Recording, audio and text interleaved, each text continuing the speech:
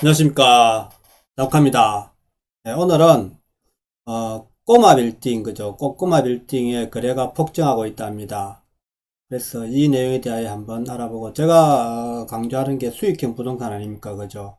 물론 아파트는 한 채는 꼭 가지고 있어야 되는 상품이고, 아파트가 앉아 있으면은, 거주지가 있으면 이제는 수익형 부동산을 투자해가지고, 어, 월 수익을 저는 한 300만원씩 평균 맞추는 걸 목표로 하고 있습니다.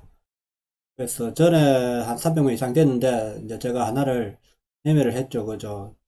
매매가가 한 2배 정도 올랐기 때문에, 매매를 하고 다시 하나 더 이제 살려고 지금 생각하고 있는 중이죠.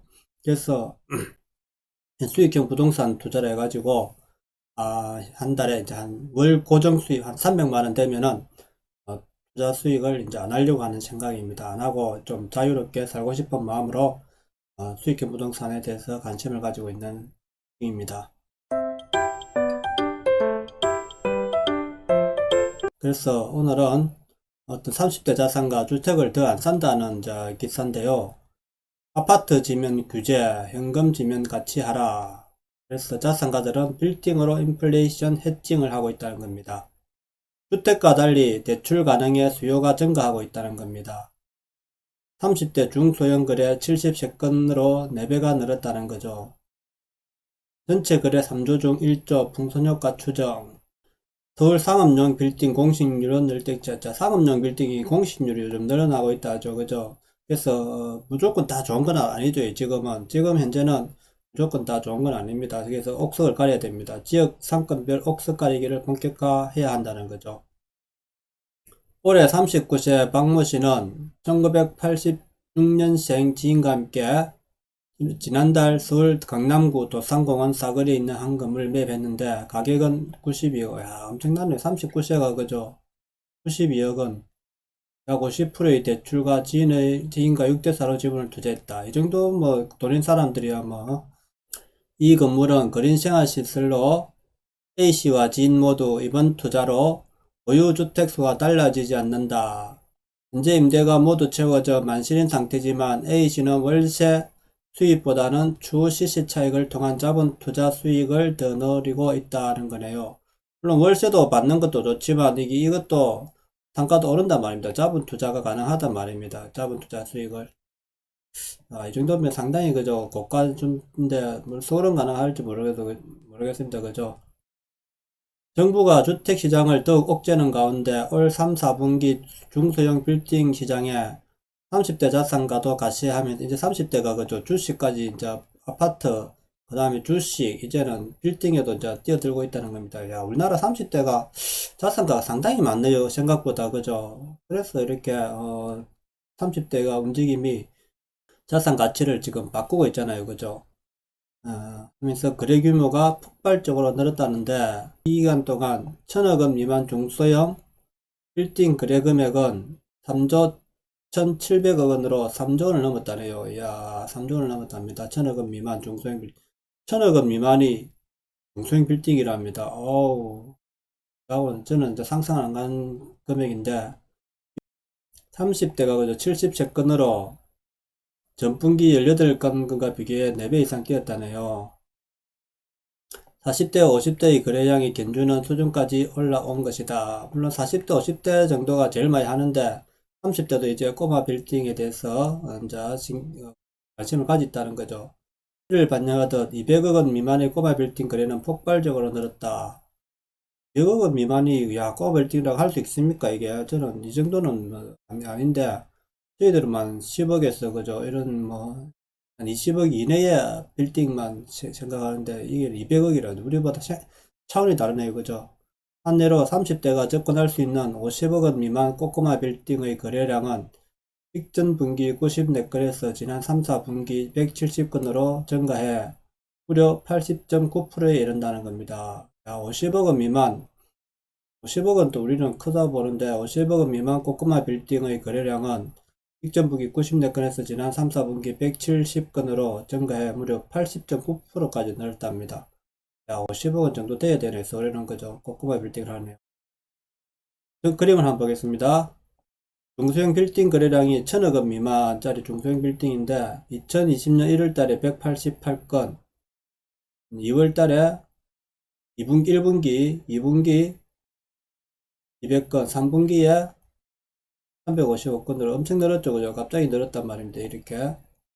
중소형 빌딩 거래 금액을 보면은 2017년 1조 6200억, 18년도에 1조 9500억, 19년도가 조금 더 내려갔는데 1조 9천, 이 아파트 열풍이 일어날 때죠. 그죠? 19년도, 20년도는 다시 꼬마 빌딩, 중소형 빌딩으로 다시 돌아섰다는데, 총 1조 9400에서 3조 1700억까지 뛰어버렸네요. 그죠?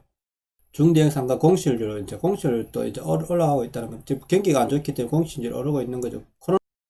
전국으로 보면은 2019년 4월 달부터 이제 한 1%, 1.4% 정도 늘었네요. 그죠? 그때 2019년 4월에 비해서 2020년, 그죠? 최근에 서울은 6.9%에서 서울이 좀 더 많이 늘었네요.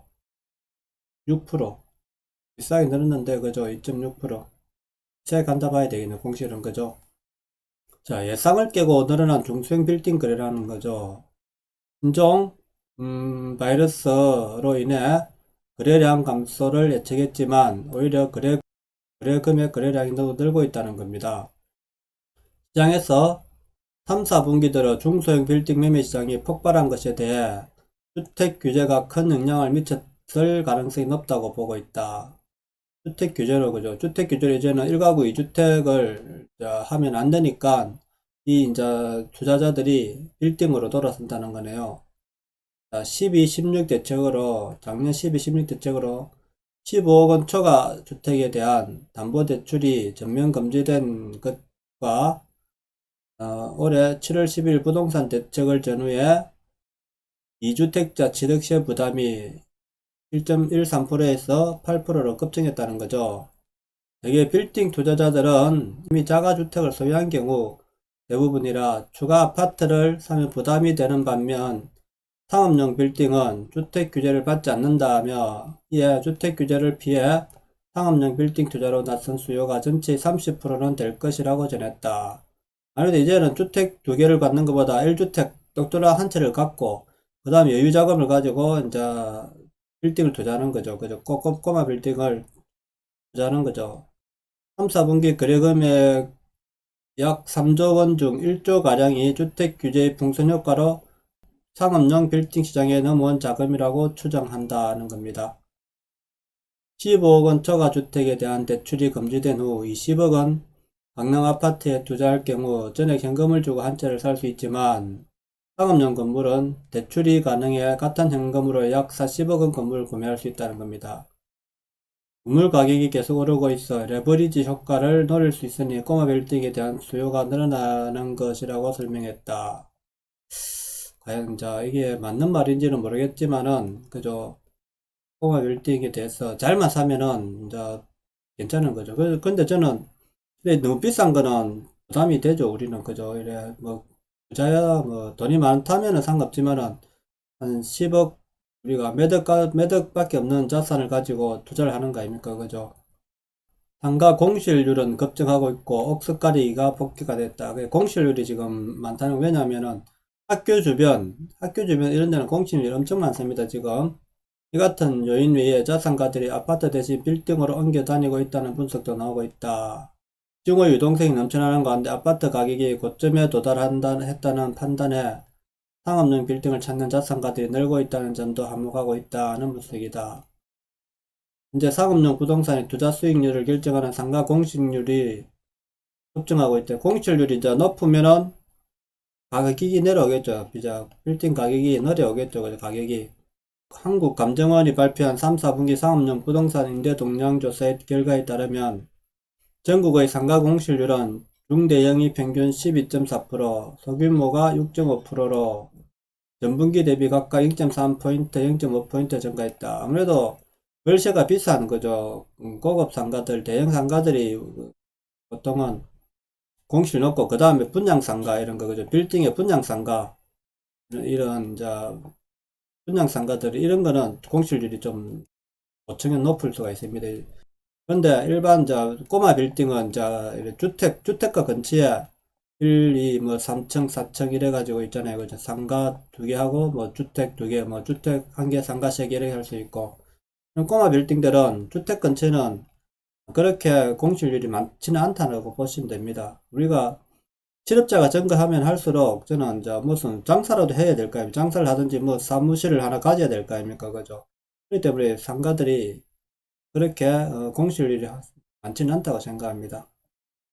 저는 상가를 고를 때 주로 번화가는 잘 안 찾습니다. 기존의 상가 상권 중심 큰 데는 웬만하면 제가 잘 안 찾죠. 왜냐하면 가격이 비싸고 이미 부하 상태로 오른 거기 때문에 가격이 더 이상 오르기는 쉽지 않다는 겁니다.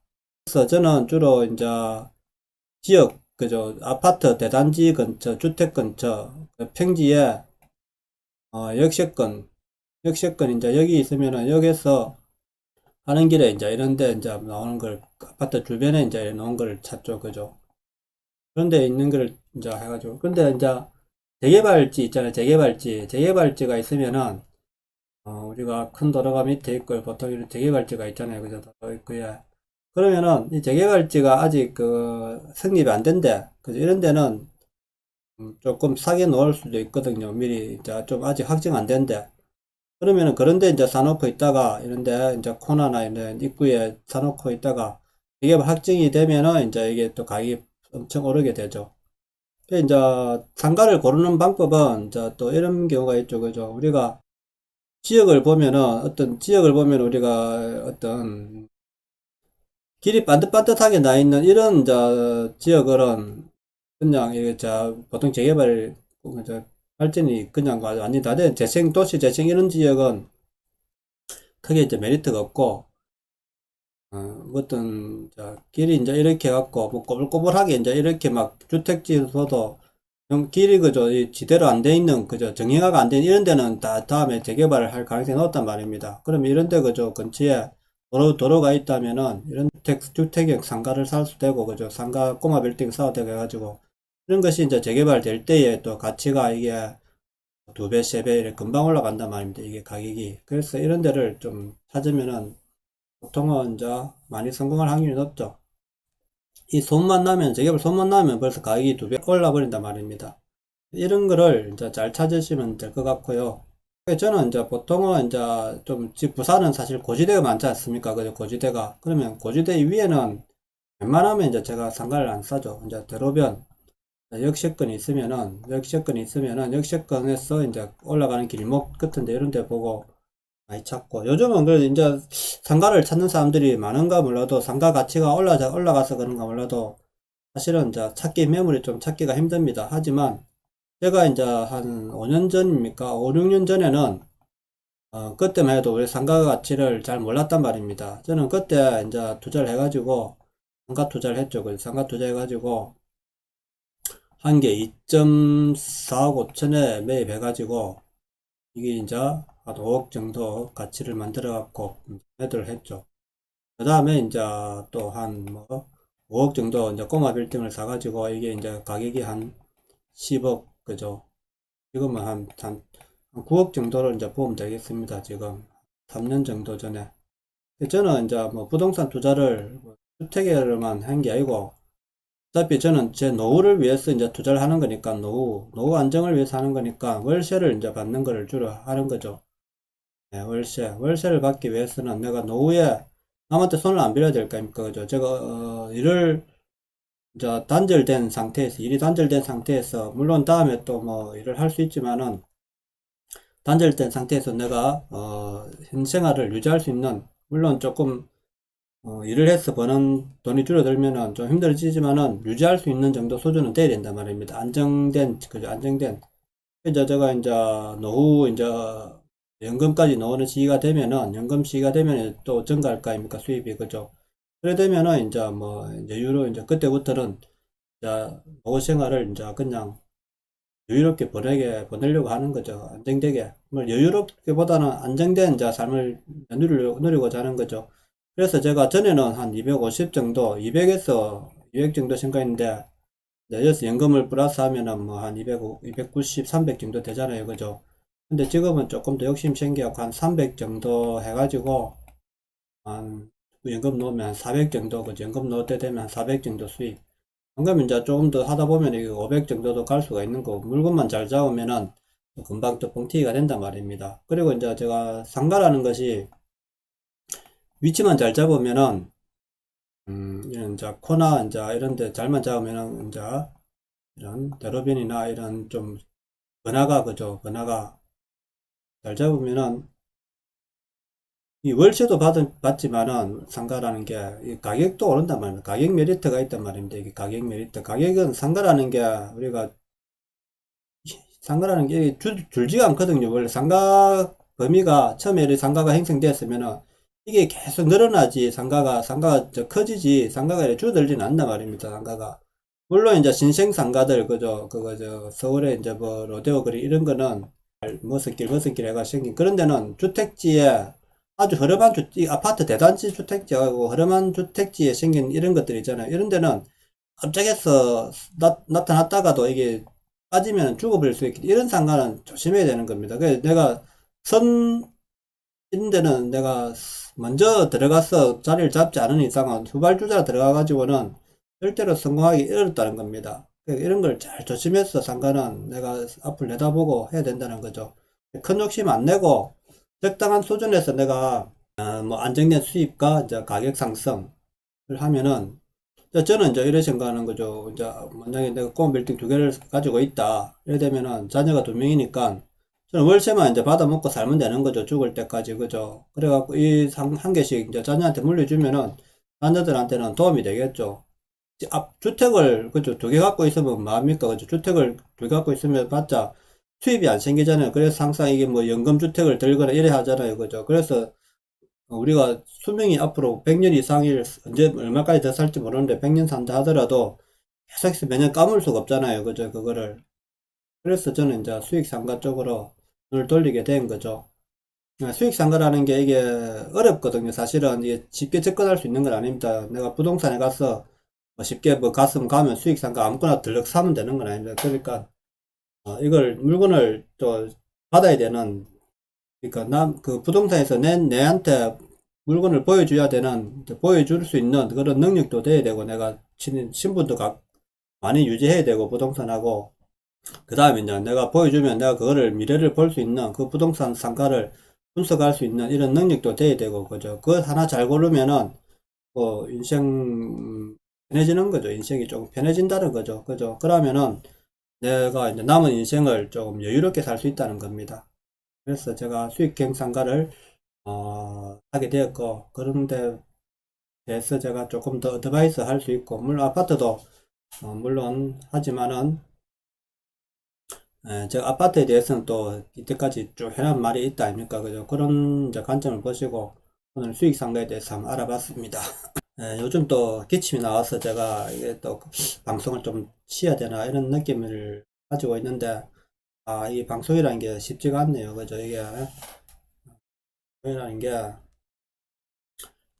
이게 말을 안 해본 사람이 말을 하다 보니까 좀 이런 이제 점도 있습니다. 이해해 주시고 조금 부족하더라도 조금 내용을 좀 빠시고 이해해 주시기 바랍니다. 자, 오늘 방송 여기까지 하겠습니다. 내용이 좋았다면 구독과 좋아요 부탁드립니다. 감사합니다.